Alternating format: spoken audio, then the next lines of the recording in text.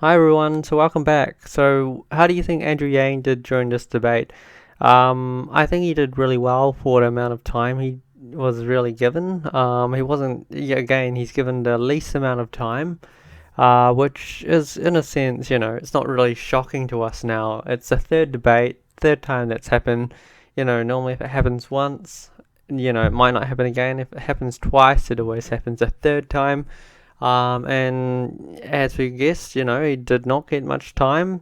Um, Barely got that many questions either. The top four candidates got the most time as expected.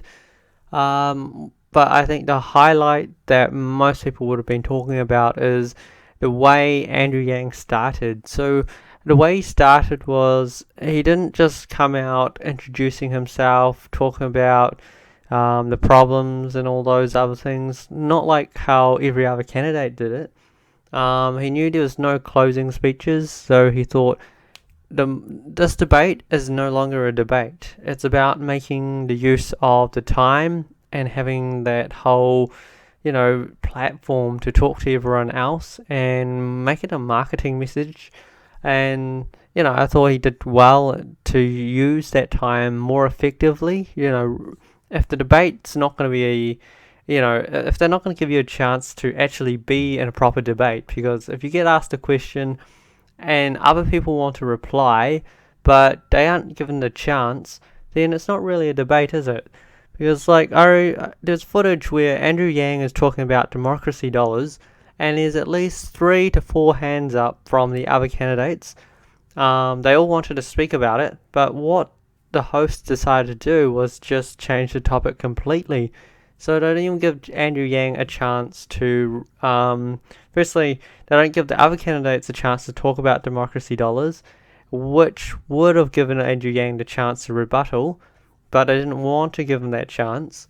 So it's the same thing over again. They're not giving Andrew Yang the amount of time that he should be given, and debates, like you kind of want ideas to be debated, but they're not giving Andrew Yang the time to debate ideas. They're just giving him questions where he's basically going to repeat a minute message, and it's not going to be in detail. It's going to have a little substance, but not enough to really convince a voter really. So I thought using that very start part to basically go, there's a 10-person giveaway, for universal basic income for the next 12 months. I thought that was a better use of time, because why not use it as a marketing platform if they're not going to really give you the right debate treatment? So I thought it was a brilliant use of time. And if you watch the TV shows right afterwards, you watch the Daily Show, or you watch the Late Night Show, they all highlight that the starting part. Andrew Yang was dubbed the Asian Oprah. So so I thought it was a great use of time, because not only did he get his message out there and he saved on marketing money, because he doesn't have to go out and try to market this. And he's going to bring a lot more people to his website. People are going to start following him on Twitter, Instagram, Facebook, all those social platforms. So I think he did well in terms of that use, because at the end of the day, if you're not going to get the chance, especially on a stage of 10 candidates, the top 10, mind you, never mind it was just 10 candidates. Like in the past two debates where you didn't even have the top 10 candidates all on the stage at once, and Andrew Yang was not getting the speaking time that he wanted. This time I think he thought about it, and he knew he wasn't going to be given as much time as anyone else. So he used his time in the most effective way, and as much as the other candidates might have been laughing right afterwards, it doesn't matter what they think, really, because at the end of the day, it's what the polls show. It's what the people, the voters think. So those are the more important parts. And at the end of the day, Um, it's a matter of, did it work? And I thought it did work because, firstly, right after taking that unconventional approach, um, everyone started to look at that footage, think about it a bit more. It was all it was more highlighted. Everyone started looking at it. As it's put, there is no such thing as bad press, right? So in terms of a candidate, it's as long as it's not going to sink the ship. I'd say it's all good press. And for someone like Andrew Yang, who might not have the most finances, trying to really get onto those major headlines, that's what matters. And that competition to give away 10 UBIs, well, I think it was a brilliant idea because, firstly, it's a proof of concept. It's kind of going because I I kind of see how it might appear. Well, when you start giving UBIs to everyone before it actually becomes a policy, it kind of feels like you're turning this into a sweepstakes. And everyone's thinking, oh, you're now playing the game show and you're giving out the freedom dividend to quite a few people, like it's a game show or it's a sweepstakes, and it's a matter of who's going to get lucky.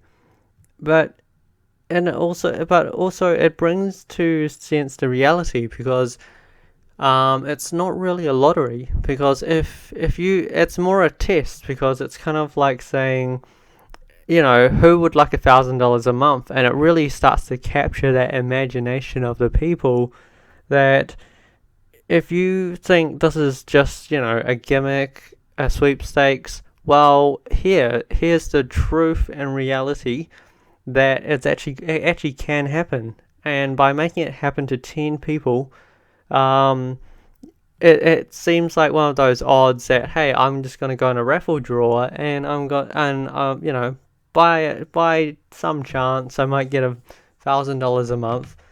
But then you consider that if you actually elected Andrew Yang, this isn't a game. This isn't a sweepstakes. This is going to be actual policy where it actually becomes a reality for every American person over 18 that they actually will get $1,000 a month, and they don't have to be in for a chance. And it starts to really bring that imagination alive. Of course, there's different interpretations of what offering 10 freedom dividends to 10 households would be.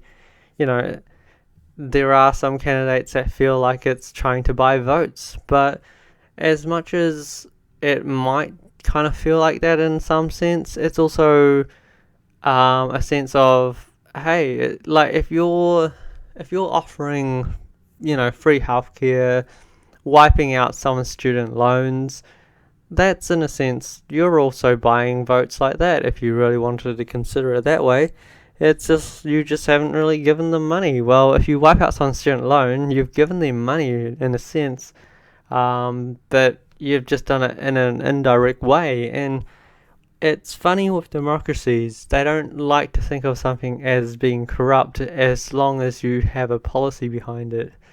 But at the end of the day, like, it's one way or another, it's all about, it's all about how, that money kind of factor.